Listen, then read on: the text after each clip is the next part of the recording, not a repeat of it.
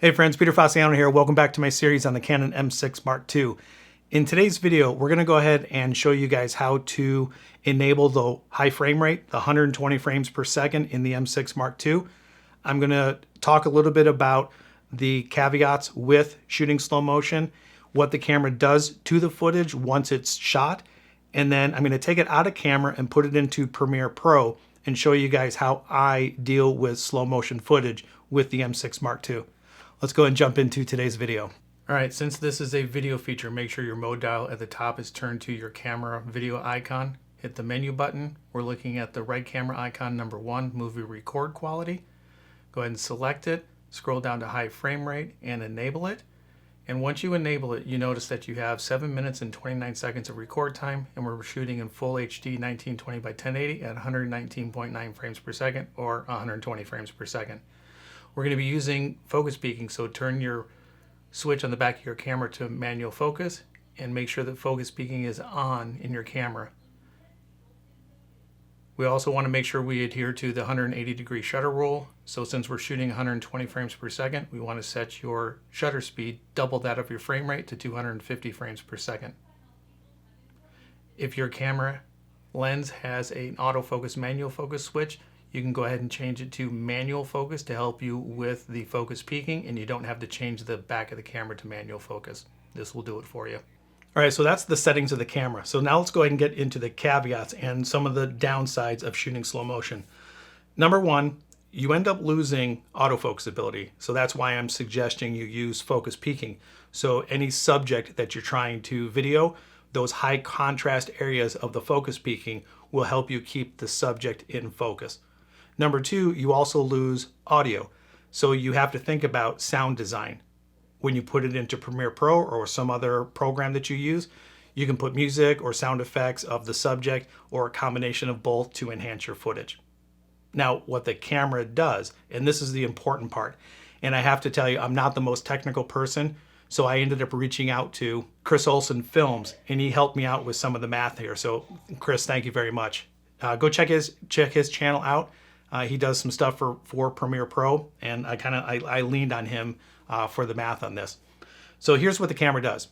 You set it to 119.9 frames per second, which is 120 frames per second. As soon as you get done recording, internally the camera changes everything to 30 frames per second. So now you are working with a factor of 4. 120 divided by 30 is 4. So any footage that you shoot, you have to multiply the amount of time you shot by 4, and that's going to give you the amount of footage that you actually end up with. So if you shoot for 5 seconds, 5 seconds, 5 times 4 is 20, so you end up with 20 seconds of footage. If you shoot for 10 seconds, 10 times 4 is 40. You have 40 seconds of footage. And if you use up the entire 7 minutes and 30 seconds of shooting slow motion, you end up with 30 minutes of nothing but slow motion footage. And that's a lot of footage to kind of sift through to figure out what it is that you want to use. So I try to keep my opinions out of this, but I think it's important for you guys to know you need to have a specific topic in mind to shoot slow motion. You're not just going to turn the camera on 120 frames per second and then hope for the best and think that you're going to get something that looks cool.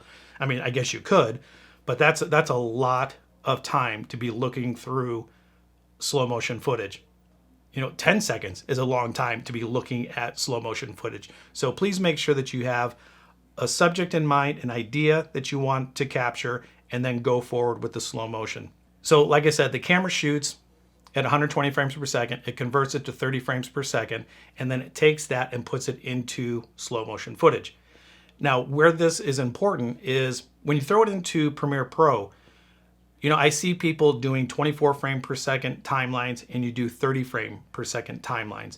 So if you have 30 frames per second already done, you can just slide it right onto the timeline and you're good to go.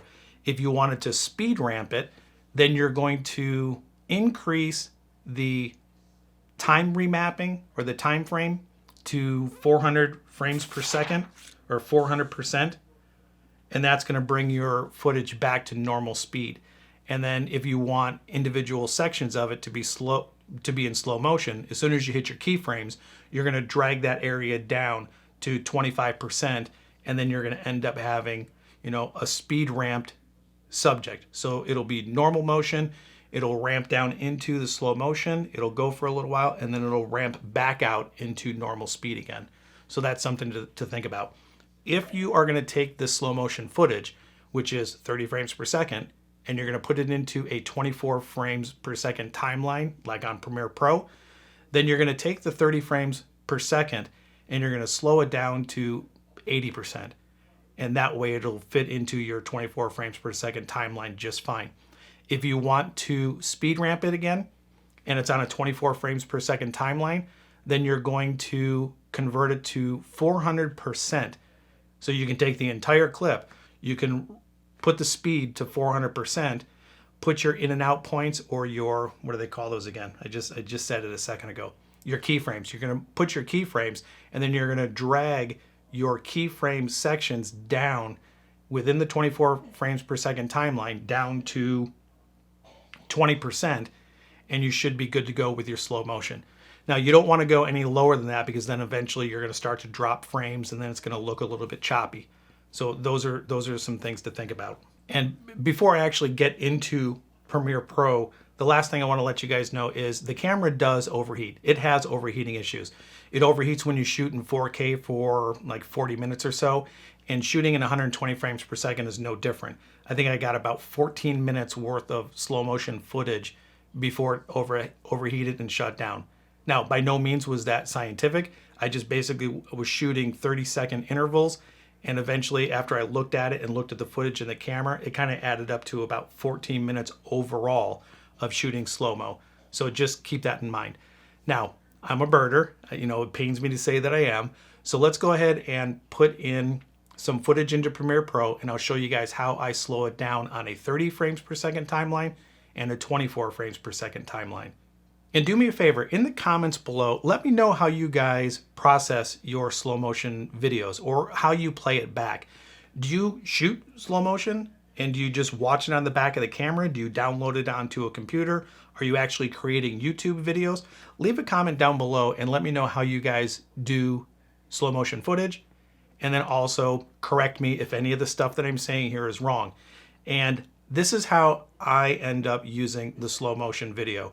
I understand that there's multiple ways that you can do all of this, but this is just my workflow, and this is how I do it. So let's go ahead and get into Premiere Pro, and let's take a look at some hummingbird footage.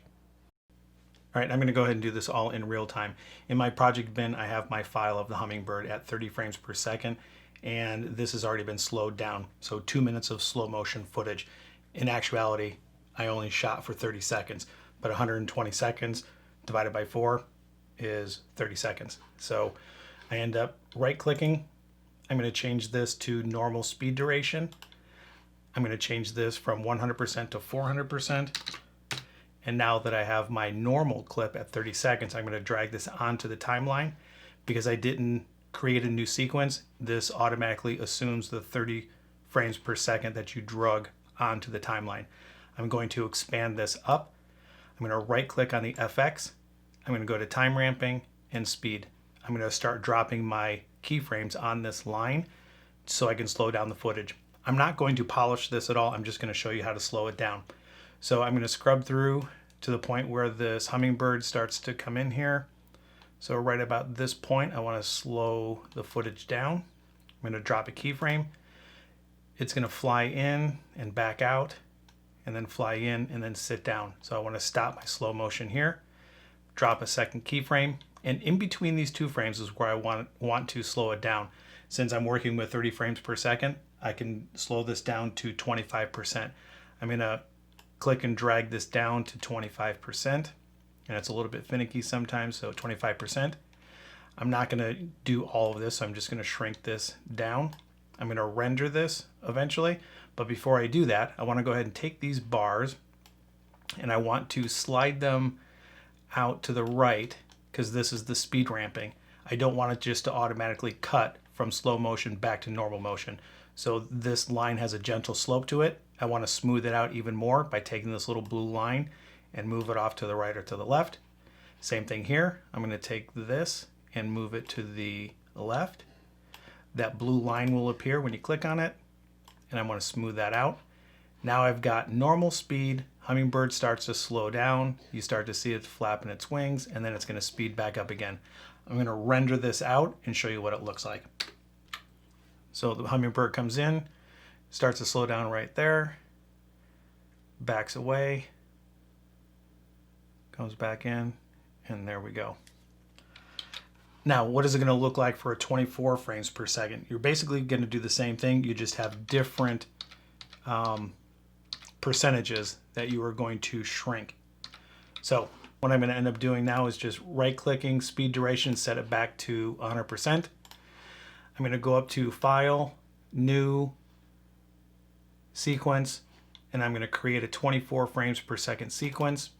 Now I'm all set, ready to go. I'm going to right-click on this again. Speed duration, I'm going to change the speed to 80%. Now I'm ready to drag this on here. I'm going to drag this onto the timeline. It says to keep existing settings, because if I don't, it's going to flip it back to a 30 frames per second timeline, and I don't want that. So I'm going to keep the existing settings, and I'm working with a 2-minute and 30-second clip. I don't want that. I want to slow it down, I want to have it play back at normal speed. So I'm going to right-click, speed duration, and this time I want to increase the percent to 500. I'm going to stretch this out. Right click on the FX, time ramping, speed, expand your clip. And now I'm going to do the same thing. I'm going to scrub through until the hummingbird comes in here, right about there. I'm going to drop a keyframe, go until it lands right there, drop another keyframe. And since I'm working with a 24 frames per second timeline, in between this area, now I want to drag it down to 20%, not 25. So drag this down to 20. I want to speed ramp it, so I'm going to extend these. Take that blue bar. Same thing on the other side. Extend it, grab that blue bar. I don't want this entire clip, so I'm going to bring this in. Ooh, what happened there? I'm going to bring this in. Let's go ahead and render it and show you that 24 frames per second will play back just like the 30. Now, my eye doesn't discern between 30 and 24. I know some people do, but I don't. So let's go ahead and take a look at what this looks like. So she comes in here, slows down, lands, back to normal speed, and there you go. Alrighty guys, that's pretty much going to do it for me. Quick summary recap. If you're working with a 30 frames per second timeline and you want to get it to play back at normal speed, you need to increase it up to 400%. Once it's at 400% and you want to slow down certain parts of it, you can drag any part of it between those keyframes down to 25% and you should be good for slow motion. 24 frames per second, initially slow it down by 80%, get it into your timeline. From there, if you want to get it to play back at normal speed, you want to set it to 500%. Once it's at 500%, hit your keyframes and then drag those individual parts that you want to slow down to 20%. All right, I hope you guys got something out of this. Like, subscribe, share, turn on that bell notification, and I think that's it. See you guys in the next one. Bye.